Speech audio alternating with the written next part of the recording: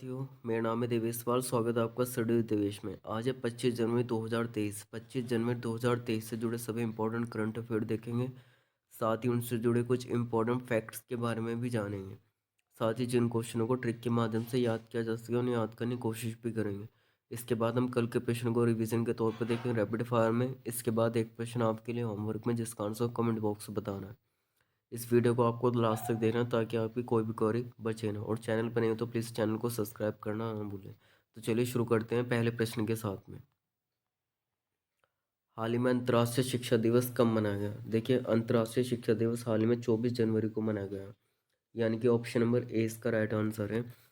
विश्व स्तर पर शिक्षा के बारे में जागरूकता फैलाने और शिक्षक को सभी के लिए सुलभ बनाने के लिए हर साल 24 जनवरी को अंतर्राष्ट्रीय शिक्षा दिवस मनाया जाता है। अब हम कुछ इम्पोर्टेंट डेज देखते हैं जो हाल ही में मनाए गए। 1 जनवरी को वैश्विक परिवार दिवस मनाया गया, इंटरनेशनल फैमिली डे। और 4 जनवरी को विश्व ब्रेल दिवस। 6 जनवरी को विश्व युद्ध अनाथ दिवस, सॉरी अनाज नहीं अनाथ है। 10 जनवरी को विश्व हिंदी दिवस और 14 सितंबर को राष्ट्रीय हिंदी दिवस मनाया जाता है। 11 जनवरी को राष्ट्रीय मानव तस्करी जागरूकता दिवस।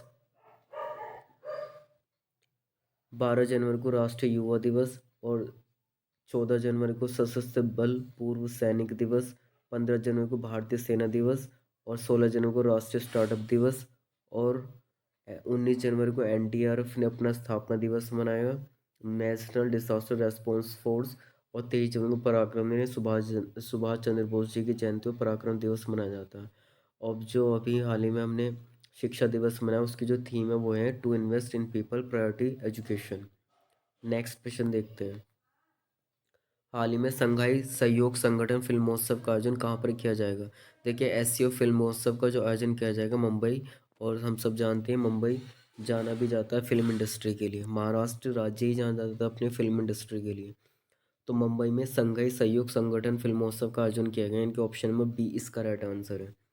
देखिए, संघाई सहयोग संगठन फिल्म महोत्सव का आयोजन मुंबई में राष्ट्रीय फिल्म विकास निगम के माध्यम से सूचना प्रसारण मंत्रालय के द्वारा किया जाएगा। महाराष्ट्र की कैपिटल मुंबई है और चीफ मिनिस्टर एकनाथ शिंदे है और राज्यपाल भगत सिंह कोश्यारी है। नेक्स्ट क्वेश्चन देखते हैं। देखिए, एससीओ एक बहुपक्षीय संगठन जिसकी स्थापना 2001 में की गई थी। इसका मुख्यालय बीजिंग चीन में है। इसके कुल 8 सदस्य देश है, चीन, भारत, कजाकिस्तान, किर्गिस्तान, रूस, पाकिस्तान, तजाकिस्तान, उज्बेकिस्तान। देखिए, जो मध्य कंट्री है, जो कि लैंडलॉक कंट्री है जिसके साथ एक भी समुद्र सीमा नहीं लगती, वे सारे ये किर्गिस्तान, कजाकिस्तान, तजाकिस्तान, उज्बेकिस्तान, ये सारे बाल्कन स्टेट्स हैं। तो भारत 2017 में इसमें शामिल हुआ था। नेक्स्ट क्वेश्चन देखते हैं। हाल ही में अमेरिकी राष्ट्रपति ने किसे उत्तरी कोरिया के मानवाधिकार राजदूत के रूप में नॉमिनेटेड किया है? देखिए, हाल में अमेरिका ने जो राष्ट्रपति अमेरिकी राष्ट्रपति जो बाइडेन ने हाल में उत्तरी कोरिया के मानवाधिकार राजदूत के रूप में जूली टर्नर को नामित किया है। इनके ऑप्शन नंबर ए इसका राइट आंसर है। अब अमेरिका कैपिटल वॉशिंगटन डीसी है। प्रधानमंत्री प्रेसिडेंट वहाँ के जो बाइडेन है। उपराष्ट्रपति वहाँ की कमला हैरिसन है और अमेरिकन डॉलर वहाँ की करेंसी है। देखिए, रत्न एवं आभूषण परिषद के जो चेयरमैन संजय मेहरा चुने गए। हाल ही में भारत पीएसयू के रूप में नलिनी नेगी को नियुक्त किया गया। सियाचिन में तैनात होने वाली पहली महिला अधिकारी शिवा चौहान बनी है। पंकज मोहन ने भारतीय वायुसेना की पश्चिमी कमान संभाली है। चेतन शर्मा बीसीसीआई के चयन समिति के अध्यक्ष बने हैं। विकास पुरोहित को मेटा ने भारत में वैश्विक परिवार के प्रमुख के रूप में नियुक्त किया है। कॉग्निजेंट जो कि एक आईटी बेस्ड कंपनी है, रवि कुमार को अपना सीईओ और बोर्ड सदस्य रूप नियुक्त किया। नागरिक विमानन महानिदेशक अगले प्रमुख विक्रम देवदत्त को नियुक्त किया गया। नेक्स्ट देखते हैं। हाल ही में पतंजलि को अनुसंधान संस्थान पतंजलि जैविक अनुसंधान संस्थान के लिए कितने करोड़ रुपए की परियोजना मिली है? देखिए, बाबा रामदेव की कंपनी पतंजलि को हाल ही में 4.32 करोड़ रुपए की परियोजना मिली है। ऑप्शन नंबर 20 का राइट आंसर है। देखिए, हरिद्वार में स्थित है पतंजलि जैविक अनुसंधान संस्थान को 4.32 करोड़ रुपए की परियोजना मिली है। यह परिवर्तन राष्ट्रीय स्वच्छ गंगा मिशन द्वारा प्रदान की गई थी, जो जल शक्ति मंत्रालय के अंतर्गत आती है और सरकार के नमामि गंगे कार्यक्रम को लागू करता है। इस परियोजना का उद्देश्य गंगा नदी के किनारे के पास वनस्पति विविधता यानी कि बायोडाइवर्सिटी जो है उसका वैज्ञानिक अन्वेषण करना है। नेक्स्ट देखते हैं, हाल ही में किस एयरपोर्ट ने best sustainable greenfield airport award जीता है। देखिए हाल में गोवा एयरपोर्ट ने best sustainable greenfield airport award जीता है, यानी कि ऑप्शन नंबर सी इसका राइट आंसर है। देखिए गोवा मनोहर अंतर्राष्ट्रीय हवाई अड्डे, जो कि नाम है इसका, को प्रतिष्ठित बस स्टैंड में ग्रीनफील्ड एयरपोर्ट पुरस्कार से सम्मानित किया गया। इसे नागरिक उड्डयन के तहत सम्मानित किया गया। केंद्रीय नागरिक उड्डयन मंत्री ज्योतिरादित्य सिंधिया ने इसकी जानकारी दी, कि हम सब जानते हैं जो केंद्रीय नागरिक उड्डयन मंत्री है उनका नाम ज्योतिरादित्य सिंधिया है, जिन्होंने ये जानकारी दी। गोवा एयरपोर्ट को best sustainable greenfield airport award जीता है। ऑप्शन नंबर सी इसका राइट आंसर है। नेक्स्ट देखते हैं, हाल ही में किस राज्य में पहली बार 2 महिला आईपीएस अधिकारी को डीजीपी के रूप में पदोन्नत किया है। डीजीपी जो कि पूरे पूरे पुलिस प्रशासन को देखता है, डीजीपी डायरेक्टर जनरल पुलिस। तो हाल ही में 2 को पदोन्नत किया है, दैट इज़ पंजाब सरकार ने। पंजाब हम सब जानते हैं नई गठित सरकार है, तो अपने अपने नियम कायदे कानून लागू कर रही है। वहाँ पे एक बहुत ही फेमस योजना चली है, वन विधायक वन पेंशन स्कीम। अभी तक होता था हर राज्य में, मतलब कहीं भी पूरे भारत में जितना विधायक या सांसद कोई भी कितनी बार ही चुनता था, वो उतनी बार पेंशन को प्राप्त करता था। परंतु ये पंजाब सरकार ने अभी हाल ही में चेंज किया, जो कि बहुत अच्छा स्टेप है। तो देखिए पंजाब सरकार ने यह कदम उठाया है, और पंजाब सरकार ने 2 महिला आईपीएस अधिकारी को डीजीपी के रूप में पदोन्नत किया। ऑप्शन नंबर सी ए इसका राइट आंसर है। अब पंजाब की कैपिटल चंडीगढ़ है। अब श्री भगवंत मान वहाँ के चीफ मिनिस्टर है। अब बनवारी लाल पुरोहित वहाँ के राज्यपाल हैं। अब इन 2 के नाम क्या है, जो कि 2 आईपीएस अधिकारी, एक तो गुरप्रीत कौर देव है और शशि प्रभा द्विवेदी है। पुलिस महानिदेशक के पदों पर पदोन्नत होने वाली पंजाब की पहली महिला आईपीएस अधिकारी बनी। गुरप्रीत राज्य की पहली महिला आईपीएस अधिकारी थी। नेक्स्ट देखते हैं, देखिए हाल ही में किस राज्य सरकार ने कम उम्र की लड़कियों से शादी करने वाले पुरुषों पर पोस्को अधिनियम लगाने का फैसला किया। देखिए हाल ही में असम राज्य। देखिए अगर मैं आपको बता दूं, उत्तर पूर्व में जो कि नॉर्थ ईस्ट स्टेट्स है, उसमें सबसे ज़्यादा एक्टिव जो रहते हैं वो असम राज्य रहते हैं, क्योंकि असम वहाँ पे सबसे बड़ा राज्य है क्षेत्रफल में भी और पॉपुलेशन में भी। तो असम वहाँ पे सबसे ज़्यादा कार्य करता है। तो पोस्को अधिनियम हाल ही में असम राज्य ने किया है। ये पोस्को अधिनियम ज़्यादातर जो पोस्को अधिनियम में जो कानून है वो सारे महिलाओं के उत्पीड़न के खिलाफ है। तो असम सरकार ने लागू किया है। असम सरकार ने राज्य में 14 साल से कम उम्र की लड़कियों से शादी करने वाले पुरुषों के खिलाफ यौन अपराधों से बच्चों के संरक्षण अधिनियम के तहत मामला दर्ज करने का फैसला किया है। इस कदम के पीछे प्रमुख कारण राज्य में उच्च मातृ एवं शिशु मृत्यु दर है, जिसका प्रमुख कारण बाल विवाह है। तो पोस्को अधिनियम हाल ही में असम राज्य सरकार ने शुरू किया 14 वर्ष से कम उम्र के बच्चों से विवाह करने पर। तो ऑप्शन नंबर ए इसका राइट आंसर है। देखिए पोस्को अधिनियम के बारे में जान लेते हैं।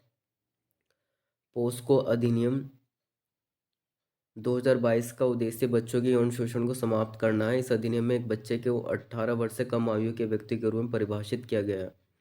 यह एक कम उम्र के बच्चे और 1 वर्ष से बीच यौन संबंध को अपराध बनाता है। इसकी न्यूनतम सजा 7 वर्ष है। नेक्स्ट देखते हैं, हाल ही में किस दिवस को उत्तर प्रदेश स्थापना दिवस के रूप में मनाया गया। 24 जनवरी को उत्तर प्रदेश का स्थापना दिवस मनाया जाता है। अब उत्तर प्रदेश दिवस मनाने की पहली तत्कालीन राज्यपाल रामनाथ ने शुरू की थी, और इसे 2018 से हर साल मनाया जाता है। उत्तर प्रदेश का पहले संयुक्त प्रांत के नाम से जाना जाता था। हालांकि 24 जनवरी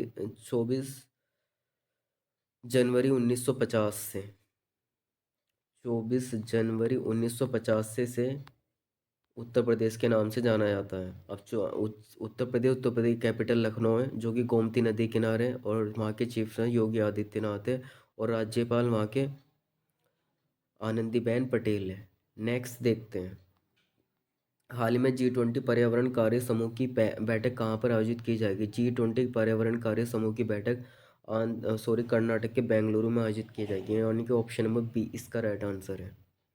अब कर्नाटक के चीफ मिनिस्टर बसवराज मुंबई है, और बनवारी लाल पुरोहित वहाँ के राज्यपाल हैं। केंद्र ने कर्नाटक में कलासा भंडूरी परियोजना को मंजूरी दी है। अमित शाह ने कर्नाटक के मांड्या में मेगा डेयरी का उद्घाटन किया है। कर्नाटक सरकार ने खानाबदोश समुदाय के लिए विकास बोर्ड की स्थापना की। कर्नाटक सरकार ने नौकरी के लिए नया AI आधारित, यानी कि आर्टिफिशियल इंटेलिजेंस कौशल पोर्टल तैयार किया। कर्नाटक में 3 ट्रांसजेंडर सरकारी स्कूल शिक्षक के रूप में चुने गए हैं। भारत का पहला 3x platform wind turbine generator Karnataka में स्थापित किया गया। नेक्स्ट देखते हैं। हाल ही में किस राज्य के मुख्यमंत्री ने देश का पहला हरित राज्य बनाने का लक्ष्य 2025 रखा है? देखिए, हिमाचल प्रदेश सरकार ने। हिमाचल प्रदेश के मुख्यमंत्री दैट इज सुखविंदर सिंह सुक्खू, जो कि हाल ही में गठित हुए हैं। उन्होंने देश का पहला हरित राज्य बनाने का लक्ष्य रखा है 2025 तक। तो ऑप्शन नंबर सी इसका राइट आंसर है। हिमाचल प्रदेश कैपिटल शिमला है। चीफ मिनिस्टर सुखविंदर सिंह सुक्खू है और राजेंद्र आर लेकर वहाँ के राज्यपाल हैं। अब हम कल के प्रश्नों का रिवीजन करेंगे रैपिड फायर में। सुभाष चंद्र बोस की जयंती हाल में 23 जनवरी को मनाई गई पराक्रम दिवस के रूप में। हाल में कौन नागरिक विमानन महानिदेशक के अगले प्रमुख नियुक्त किए गए? विक्रम देवदत्त को नागरिक विमानन महानिदेशक के अगले प्रमुख के रूप में नियुक्त किया गया। हाल में आर्मी के किस सुरक्षा बल ने ऑप्स अलर्ट अभ्यास शुरू किया है? बीएसएफ ने। बॉर्डर सिक्योरिटी फोर्स ने ऑप्स अलर्ट अभ्यास शुरू किया है। नेक्स्ट देखते हैं। हाल में किस देश ने चिकित्सा आपातकाल की घोषणा की है? ब्राज़ील ने, जो कि एक दक्षिण अमेरिकन कंट्री है, चिकित्सा आपातकाल की घोषणा की है। नेक्स्ट, हाल ही में किसे पंडित Hari Prasad Chaurasia life time achievement पुरस्कार से सम्मानित किया गया? डॉक्टर प्रभात त्रे को, जो कि घराने से हैं, दैट इज किराना घराने से हैं। तो पंडित Hari Prasad Chaurasia life time achievement और डॉक्टर प्रभात त्रे को सम्मानित किया गया। नेक्स्ट, हाल ही में चराइदेव मोइदम को विश्व विरासत स्थल के दर्जे के रूप में नामांकित किया गया। भारत के कहाँ पर है? असम राज्य में स्थित है। नेक्स्ट देखते हैं। हाल ही में भारतीय नौसेना ने कहाँ पर एमफेक्स मेगा अभ्यास आयोजित किया? देखिए, एमफेक्स हाल ही में भारत के आंध्र प्रदेश, जो कि तटीय राज्य, वहाँ पर आयोजित किया गया नौसेना अभ्यास। हाल ही में किस राज्य का आस्का थाना देश का नंबर 1 थाना बना है? देखिए, हाल ही में उड़ीसा राज्य का आस्का थाना देश का नंबर 1 थाना बना है, यानी कि ऑप्शन नंबर ए इसका राइट आंसर है। नेक्स्ट देखते हैं। हाल ही में कहाँ पर बाजरप्पा अंतर्राष्ट्रीय व्यापार मेले का आयोजन किया गया? देखिए, बाजरप्पा अंतर्राष्ट्रीय व्यापार मेले का आयोजन कर्नाटक के बेंगलुरु में किया गया। नेक्स्ट देखते हैं। हाल ही में विश्व बैंक की रिपोर्ट के अनुसार दक्षिण एशिया का सबसे कमजोर अर्थव्यवस्था वाला देश कौन सा रहा है? देखिए, दक्षिण एशिया का सबसे कमजोर देश पाकिस्तान बना है, यानी कि ऑप्शन नंबर ए इसका राइट आंसर है। आप श्रीलंका लगा सकते हैं, जो कि गलत होगा। अब कल के प्रश्न का आंसर। हाल में कौन न्यूजीलैंड के अगले प्रधानमंत्री होंगे? न्यूजीलैंड के अगले प्रधानमंत्री क्रिस हॉपकिंस को चुना गया। और नेक्स्ट क्वेश्चन आपके लिए होमवर्क में, हाल में कहाँ देश के सबसे गहराई पर से मेट्रो स्टेशन बने हैं? आपको 4 ऑप्शन दे रखे हैं, जिसका आंसर को आपको कमेंट बॉक्स में बताना है।